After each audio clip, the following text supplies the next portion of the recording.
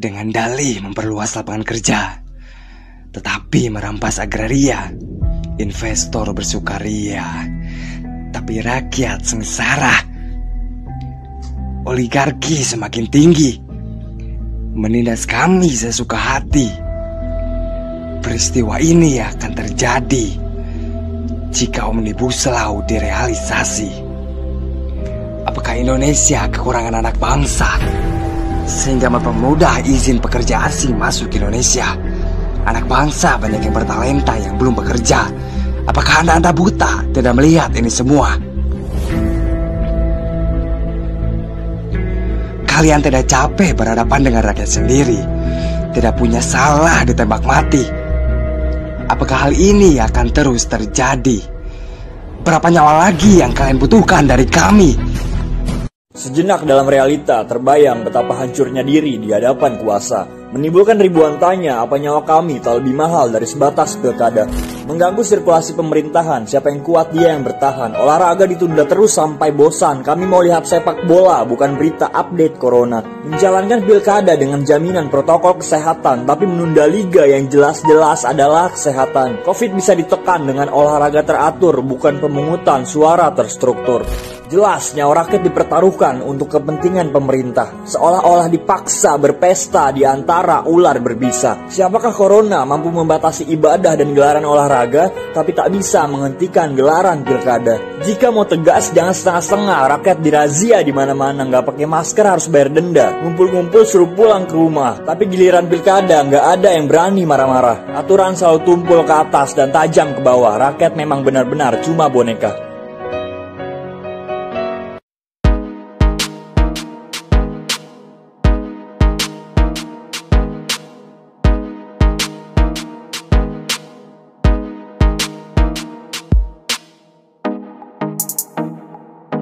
Ustadz Abdul Somad, ada pertanyaan masuk ini dari Pak Taufik Rizani kepada Ustadz Somad. Assalamualaikum Ustadz, bagaimana sebaiknya sikap umat menghadapi kebijakan-kebijakan pemerintah yang tidak adil ini?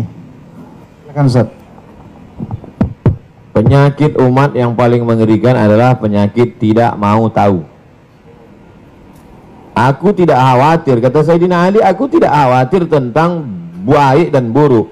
Karena memang dari dulu baik buruk ini ada. Ada Kabil, ada Habil. Ada Namrud, ada Ibrahim. Ada Fir'aun, ada Musa. Ada Abu Lahab, ada Muhammad SAW.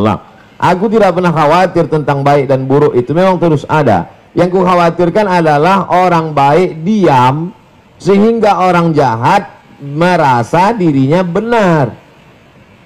Jadi ketika orang baik diam melihat kebatilan, kata Imam Abu Ali Ad-Daqqaq, as-sakitu 'anil haqqi syaitanun akhras. Orang yang diam melihat kebatilan berarti dia setan bisu. Hadis tentang melawan kemungkaran. Man ra'a minkum mungkaran, siapa di antara kamu yang melihat kemungkaran, falyughayyirhu bi yadihi, rubah dengan tangan, dengan kekuasaan, dengan tanda tangan. Fa illam yastati, kalau tak sanggup, fa bilisani, dengan lidah. Ustadz, guru, alim ulama, bicara kalian. Fa illam yastati fa biqalbi, tak juga sanggup dengan hati. Tapi jangan lupa dengan hati itu wadzalika adhaful iman. Itulah selemah-lemah iman. Saya tidak dengan tangan karena saya tak punya kuasa. Tanda tangan saya tak laku. Dulu masih berlaku di KRS, sekarang tak jadi dosen pun tak laku lagi. Hanya untuk tanda tangan meresmikan masjid aja. Tapi kalian yang punya tanda tangan, kalian akan dituntut di hadapan Allah Subhanahu wa taala. Ingat wahai pemimpin bangsa, jabatan kalian tak lama tapi hisapnya super lama. Jabatan kalian sekejap tapi hisapnya amat sangat lama di hadapan Allah. Yauma yaqumul hisab, pada hari itu ditegakkannya hisab. Kalau dihitung-hitung usiamu sejak akil balik 10 tahun sampai mati 63 tahun, kalau sampai tak sampai 53, potong 10, potong 13, tinggal 40 tahun. 40 tahun itu berapa kali kau menandatangani surat izin membuka perusahaan asing, dari mulai nikel, batu bara, tanah, penebangan hutan, penggarapan. Dituntut kau ke pengadilan, kau menang juga karena duit kau banyak, bisa kau sogok pengacara, per detik bisa kau bayar. Tapi di akhirat, al-yawma nakhtimu ala afwahim, mulutmu terkunci, wa tukallimuna aydihim, tanganmu akan bicara. Inilah tangan yang dulu menandatangani persetujuan. Wa tashhadu arjuluhum, kakimu akan bersaksi. Sekarang orang bicara tentang integritas, integritas. berkarakter. Inilah integritas. Oleh sebab itu tanggung jawab kita adalah jangan diam melihat kebatilan. Kita negara konstitusional, Undang-Undang Dasar 1945, Pancasila, Negara Kesatuan Republik Indonesia. Maka dalam koridor demokrasi bicara. Kalau tersendat di parlemen, turun ke jalan. Turun ke jalan itu adalah bagian dari demokrasi. Kita bukan negara monarki, tidak lagi di kerajaan Sriwijaya. Kita bukan kerajaan Siak Sri Indrapura. Kita adalah negara kesatuan Republik Indonesia. Apa pesan Bung Karno? Bagi yang tidak setuju, bicara di parlemen. Orang yang duduk di parlemen itu siapa milihnya? Kita yang memilih mereka. Maka orang yang kita pilih itu kalau dia salah, kita yang meluruskan mereka. Saya luruskan dengan khutbah Jumat, mereka tuh tidur waktu saya khutbah. Saya luruskan dengan ceramah, mereka tak punya waktu untuk mendengar ceramah saya. Saya doakan mereka di tengah malam supaya dapat hidayah. Berikan mereka hidayah ya Allah. Maka kita semua jangan diam, karena diam itu adalah puncak daripada kezaliman. Fir'aun itu sebenarnya tidak berapa zalim, tapi karena orang diam, dia menjadi jadi. Sembelih semua anak-anak mereka. Dia sembelih lah. Itu menjadi jadi dia. Inna Fir'auna wa Hamana, 6 kali disebut nama Haman. Haman itu bukan orang bodoh. Haman itu kalau hidup sekarang Profesor Dr. Haman. Cerdas dia, tapi kecerdasannya dipakai untuk menjunjung kekuasaan yang zalim.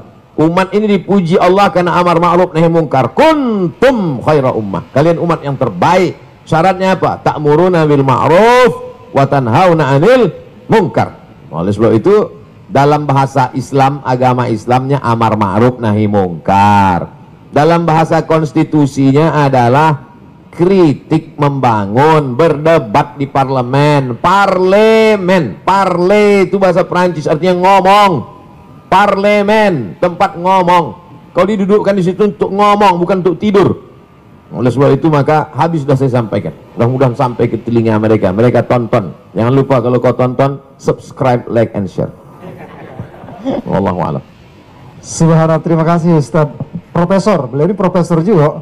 Ya, alhamdulillah, insya Allah apa yang disampaikan beliau ini menjadi penyemangat ya, penggetuk hati-hati kita.